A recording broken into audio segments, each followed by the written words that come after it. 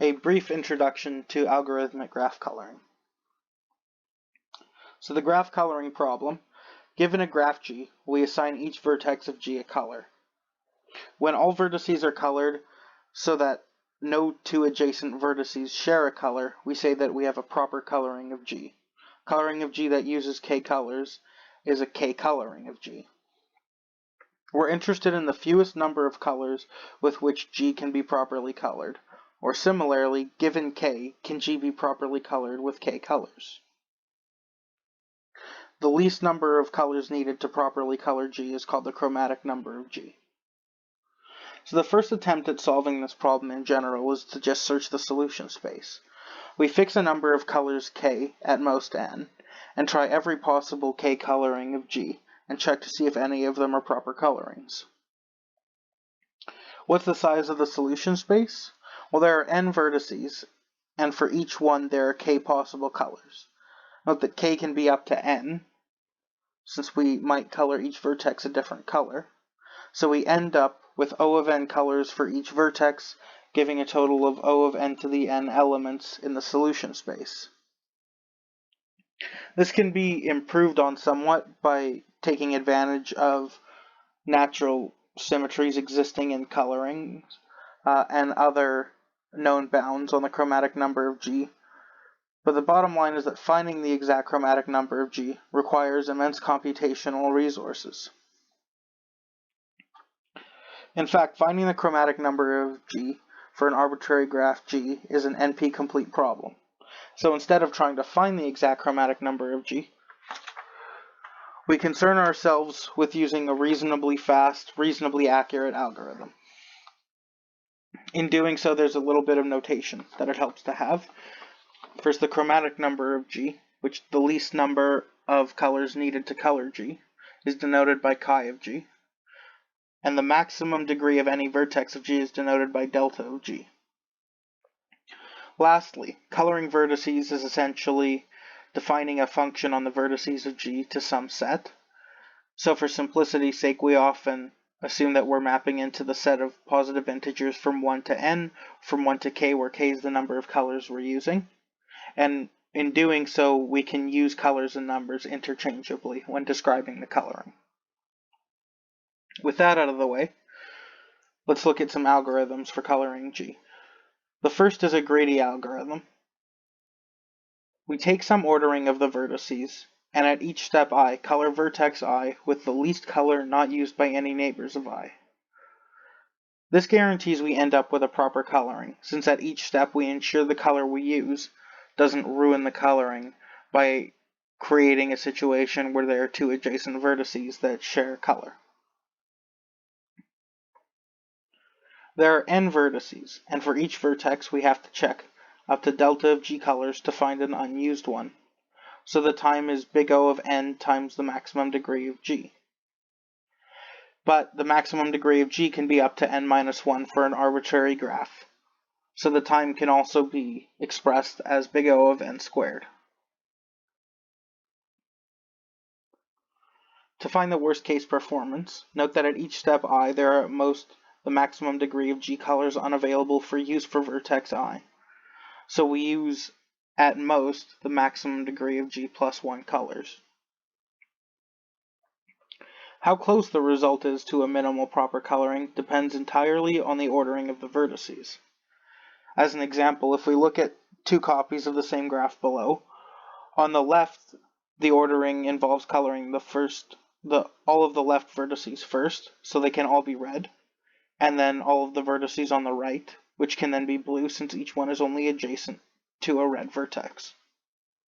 However, if we use the second ordering given, the first two vertices will be colored red, the second two colored blue, and the third two are each adjacent to a red and a blue vertex, meaning they'll need a third color, resulting in a 3 coloring of the graph.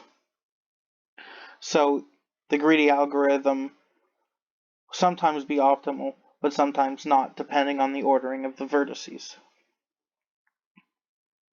The greedy algorithm also shows us that just by checking for an available color at each vertex, we can easily color a graph with delta of G plus 1 colors in big O of n times delta of g time.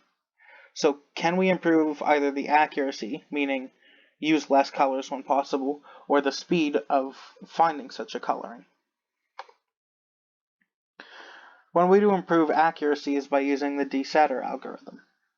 The DSatur algorithm, short for degree saturation, is similar to the greedy algorithm, except instead of randomly ordering the vertices, at each step we choose a vertex with maximum degree saturation, denoted sat of v. Sat of v is the number of different colored vertices adjacent to v. If there's a tie, as in multiple vertices have the same saturation, ties go to the vertex with the highest degree. If there's still a tie, then the tie is broken randomly. If we keep track of the degree saturation of each vertex, we can keep the time complexity as O of n squared while using a little extra space. DSatur can still use more colors than necessary, sometimes using the full maximum degree of g plus 1 colors.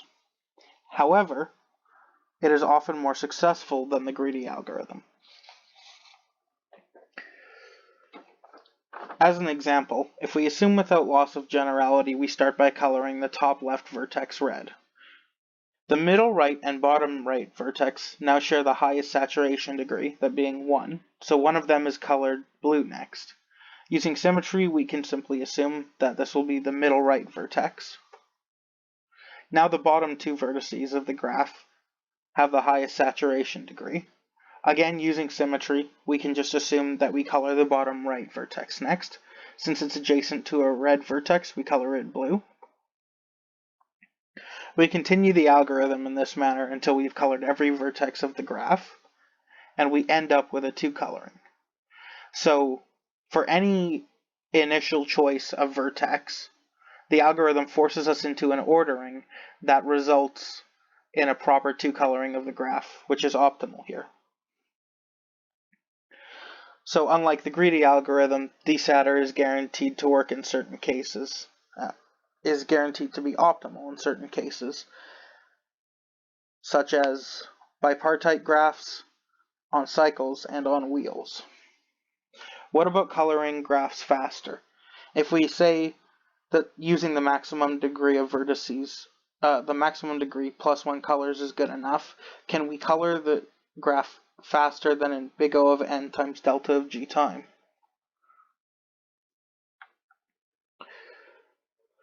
If we color each vertex randomly from delta of g plus 1 colors, where each vertex is colored using a random color chosen uniformly,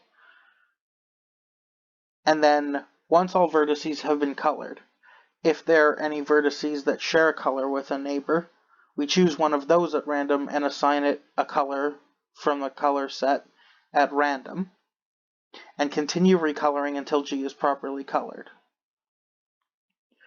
This algorithm effectively always uses delta of G plus 1 colors, but it runs an expected time O of n times the log of delta of G, or O of n times log n, and it runs in this expected time with high probability. If you're interested in reading more about any of these algorithms, you can consider the following references.